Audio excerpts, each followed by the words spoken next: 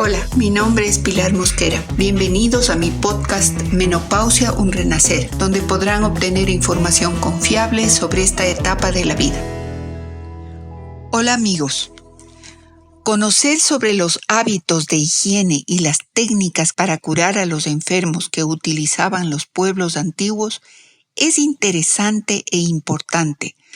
Al fin y al cabo, la medicina actual tiene su base y su origen en las tradiciones y observaciones de esas civilizaciones. La información que existe es muy amplia y variada. Es imposible resumirla en un podcast de 20 minutos. En este podcast, y para salir de nuestros temas habituales sobre la menopausia, compartiré con ustedes datos sobre la medicina e higiene en la antigüedad. Esto nos servirá para saber de dónde venimos, lo que fuimos y lo que somos. En los tiempos antiguos, la medicina era muy diferente de lo que es hoy. La anatomía y el funcionamiento del cuerpo eran casi desconocidos y estaban influenciados por la superstición y la religión. Los hábitos de higiene variaban según la cultura, la religión y la época. Las parteras, comadronas y curanderas atendían a las mujeres. Los conocimientos de esta gente eran rudimentarios y empíricos, transmitidos de generación en generación. Las civilizaciones antiguas de Mesopotamia y Egipto tenían conocimientos básicos sobre la anatomía y la fisiología. Existen registros de textos médicos que se refieren a procedimientos relacionados con la obstetricia y la ginecología. El papiro de Ebers, que data de alrededor de 1550 a.C., contiene información sobre tratamientos y remedios basados en la magia y la religión para diversas enfermedades de la mujer. Los textos médicos contienen recetas y rituales para tratar problemas como la infertilidad y otros problemas femeninos. A las enfermedades ginecológicas se las relacionaron con fuerzas espirituales y divinas. Veremos qué sucedía en la civilización egipcia. Los antiguos egipcios tenían prácticas de higiene más avanzadas en comparación con otras civilizaciones. La proximidad al río Nilo facilitó el acceso al agua y por lo tanto al baño frecuente. Usaban ungüentos y aceites para perfumar el cuerpo y cuidar la piel. Para la limpieza dental utilizaban palillos y cepillos de madera y cerdas. Estas evidencias de prácticas dentales han sido descubiertas en algunas tumbas. La limpieza del cuerpo era un ritual religioso. Cuando los egipcios de las clases sociales altas tenían problemas digestivos, llamaban al guardián del ano, encargado de vaciar el intestino. El guardián del ano usaba una vara o caña para bombear agua a través del ano y provocar su vaciamiento. Para evitar un embarazo, las mujeres del antiguo Egipto se insertaban en la vagina una sustancia pastosa hecha con leche agria y heces de cocodrilo. Esta mezcla no prevenía un embarazo, pero sí causaba infecciones muy graves. Los antiguos griegos disfrutaban de los baños públicos. Muchas ciudades tenían instalaciones de baño con agua caliente y fría. Utilizaban aceites y ungüentos para la limpieza del cuerpo. Practicaban mucho deporte y todos los gimnasios estaban provistos de baños. En las civilizaciones griega y romana, la medicina se basó en la filosofía y la observación empírica. Hipócrates, el médico griego más importante de todos los tiempos, nacido en el 460 a.C., fundamentó su práctica en la observación y estudio del cuerpo humano. Su teoría de los 4 humores propone que los humanos estamos conformados por 4 líquidos o humores: la sangre, la flema, la bilis amarilla y la bilis negra, que son los 4 temperamentos. Los temperamentos con mucha sangre son los sociables. Aquellos con mucha flema son los calmados. Aquellos con mucha bilis amarilla son los coléricos y aquellos con mucha bilis negra son los melancólicos. En la antigua Roma, la limpieza era para los ciudadanos acomodados un signo de pulcritud y respeto. En sus sátiras, Horacio escribe, abro comillas, cuestan tan poco las simples escobas, los trapos de cocina, el serrín. Descuidarte de tenerlos te cubre de vergüenza. Cuanto menos cuidado y gasto exigen esos detalles, la negligencia es más reprochable que si faltasen los refinamientos en las casas de los ricos. Cierro comillas. Los romanos valoraban los grandes baños o termas imperiales alimentados por inmensos acueductos donde la gente no solo se bañaba, sino que se relajaba y socializaba. Las termas privadas estaban provistas de bañeras de agua caliente, templada o fría, y con salas de masaje y baños de vapor o de calor seco. El dispositivo para calentar el agua y las salas se denominaba hipocausto. Consistía de un horno de leña bajo un doble suelo de ladrillo sostenido con pequeñas columnas por donde circulaba el calor.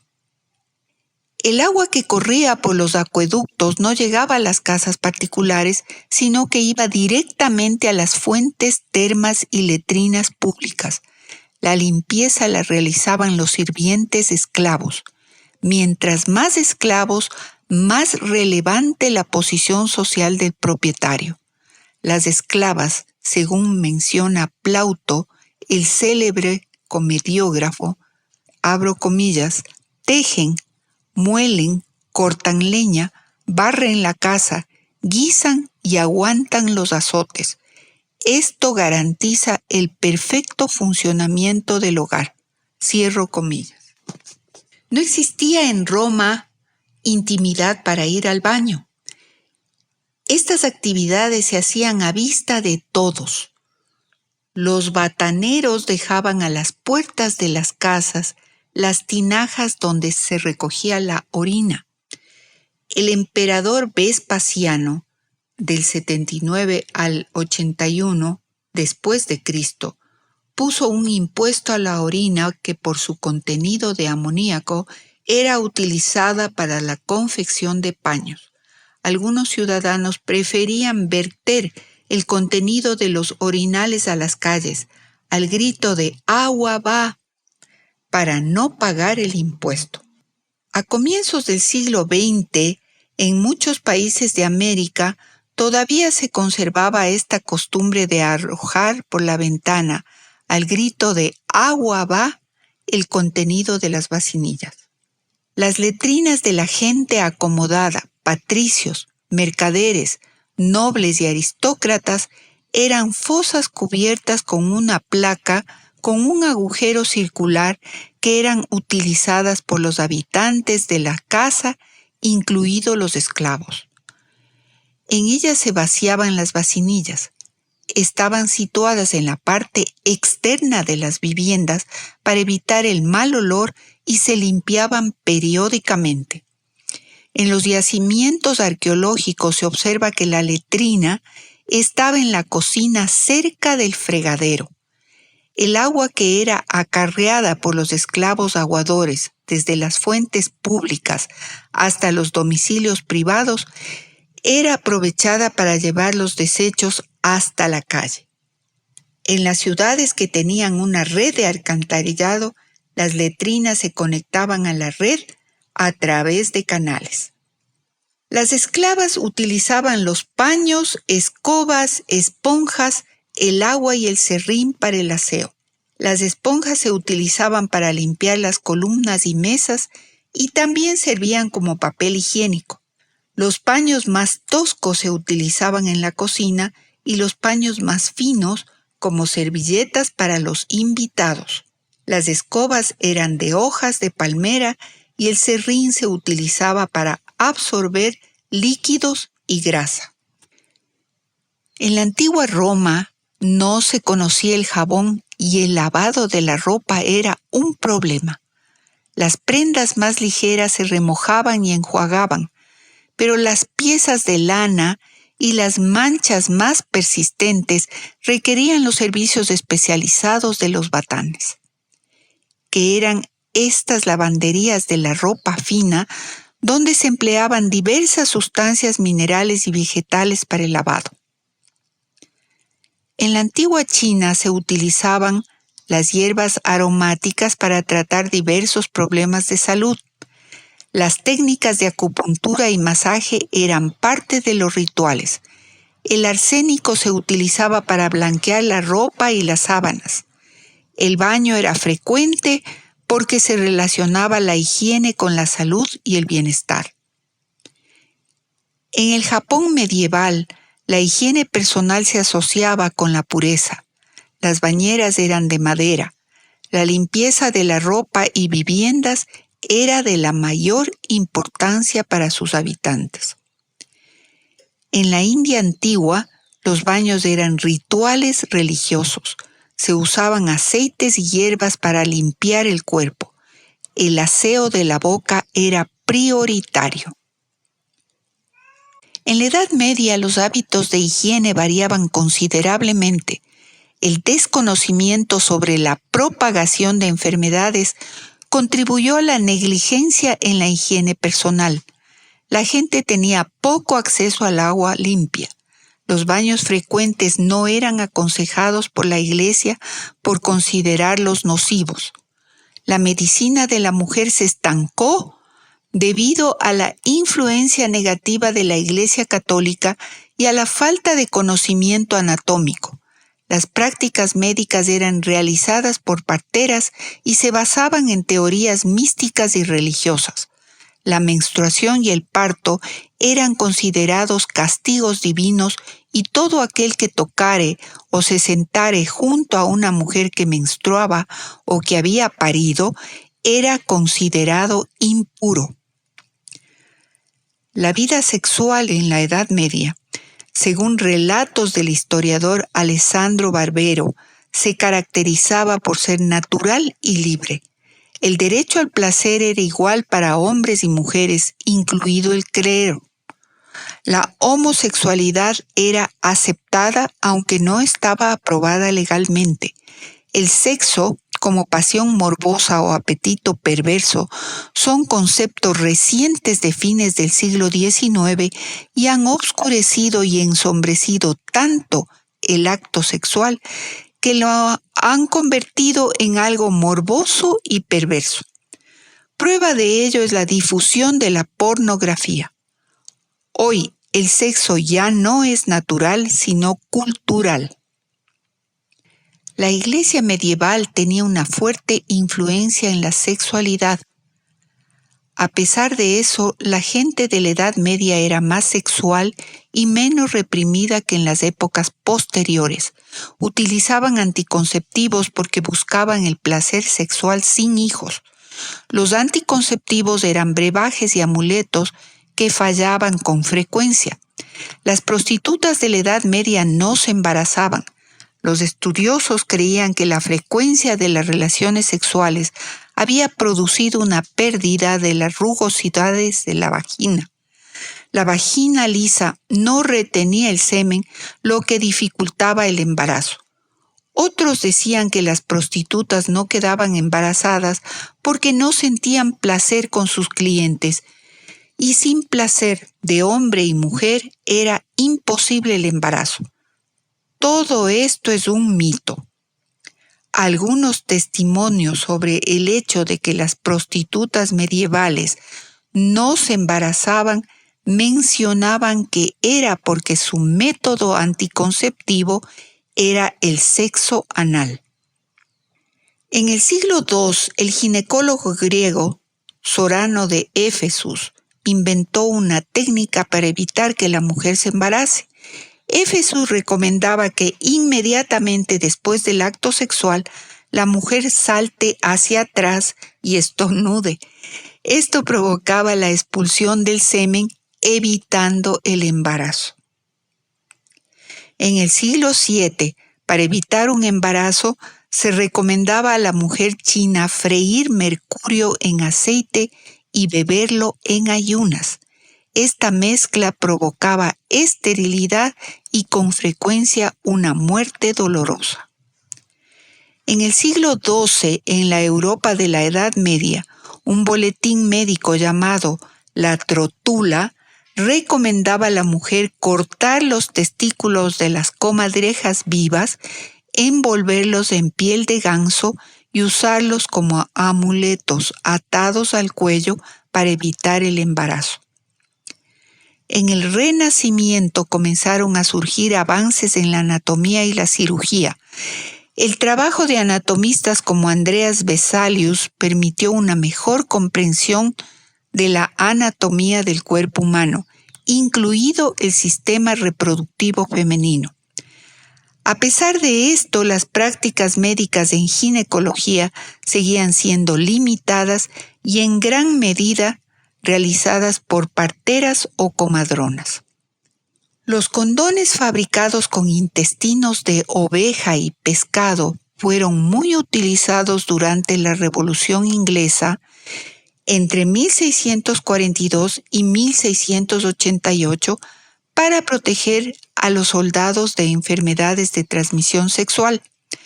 Se los ataba en la base del pene con un cordón y después de utilizarlos se los lavaba y se los dejaba secar para reutilizarlos. La Francia de los Luises es el período de los reinados de Luis XIV, Luis XV y Luis XVI, que se extiende desde el siglo XVII hasta finales del siglo XVIII. Este período se caracterizó por la opulencia y extravagancia en la corte. La aristocracia francesa, en particular en la corte de Versalles, estaba obsesionada por los perfumes elaborados con esencias florales y animales, con los que se procuraba enmascarar los olores corporales. Los polvos fragantes se elaboraban con almidón o harina y se aplicaban en el rostro y en el cuerpo para absorber la humedad y dar una sensación de frescura. Los aristócratas usaban pelucas, sombreros y tocados, que evitaban la acumulación de polvo y suciedad y mantenían limpio el cabello. Los peinados, que eran unas torres elaboradas con pelo natural, pelucas y pequeñas estructuras de alambre, no se desarmaban en meses. Se cuenta que una mujer de la nobleza, que no había lavado ni peinado su cabello por 6 meses, enfermó con anemia. Aquellos que estaban en la alcoba de la moribunda pudieron observar que una gran ponzoña abandonaba la cabeza de la mujer cuando ésta murió. La reina Ana de Austria, madre de Luis XIV, fue diagnosticada con cáncer de mama. Este es el primer cáncer de mama del que se tiene registro. La reina vio descomponerse su cuerpo a causa de la enfermedad. Los médicos le cortaban la carne a medida que ésta se podría. Los dolores eran terribles. Tuvo que ser aislada de sus seres queridos porque el olor por la putrefacción de sus lesiones era insoportable y repugnante. En este tiempo, la frecuencia de los baños variaba según la clase social. La nobleza y la aristocracia tenían acceso a baños más lujosos y podían bañarse con más regularidad, aunque la sociedad de la época se bañaba rara vez. Estos eran eventos sociales que se realizaban en bañeras de madera portátiles. El aseo en la época de los Luises no tenía importancia ni se lo relacionaba con la salud. Las telas y accesorios se rociaban con perfumes y polvos para enmascarar el olor. Lo elaborado de las prendas y la falta de lavanderías provocaba la acumulación de suciedad y mal olor. El pueblo carecía de tinas y de agua limpia. El baño era una actividad muy rara. Luis XIV tenía aversión al agua y se bañaba una sola vez al año. Para la higiene dental se utilizaban mezclas de polvo de hueso o conchas trituradas mezcladas con agua. Los cepillos eran de cerdas naturales. Samuel Hahnemann, en 1876, inventor de la homeopatía, dio mucha importancia a la higiene. Antes de él se realizaban las cirugías sin lavarse las manos y hasta con los guantes de la calle. El paciente moría no por la operación, sino por la infección en el posoperatorio. La contribución más importante de este investigador fue la recomendación de tratar al paciente como un todo, no por órganos. Hahnemann mencionó la existencia de animalillos imposibles de visualizarlos sin un microscopio, afirmando que estos animalillos eran la causa de la propagación de la enfermedad.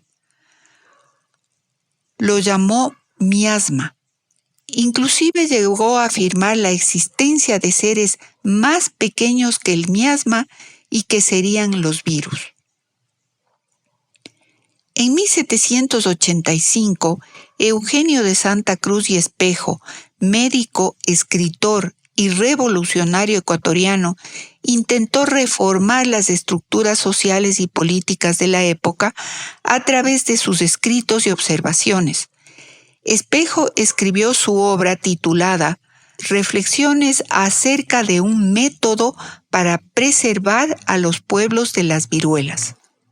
En este texto se refiere a la existencia de microorganismos como causantes de las enfermedades, adelantándose en sus observaciones al médico francés Louis Pasteur e insistiendo en la necesidad de la asepsia y antisepsia en lugares y personas. La gente de todos los tiempos ha buscado siempre un método anticonceptivo efectivo. A finales del siglo XVIII en Europa se utilizaban pequeños pesarios de goma, metal o hueso que se colocaban en el cuello del útero. Se creía que estos dispositivos evitaban que el embrión se implantara en el útero. Los pesarios producían dolores e infecciones. En el siglo XIX la ginecología comenzó a evolucionar como una especialidad médica. Pioneros como J. Marion Sims desarrollaron técnicas quirúrgicas para tratar problemas ginecológicos que a menudo se realizaron sin el consentimiento ni el conocimiento de las pacientes. En la era de la reina Victoria de Inglaterra, la ausencia de la menstruación fue conocida como el cambio de vida. Las mujeres frecuentemente presentaban cambios de humor, ansiedad y depresión. Los maridos enviaban a las esposas a visitar al médico, quien diagnosticaba una enfermedad del histerum o útero, a la cual llamaron la histeria.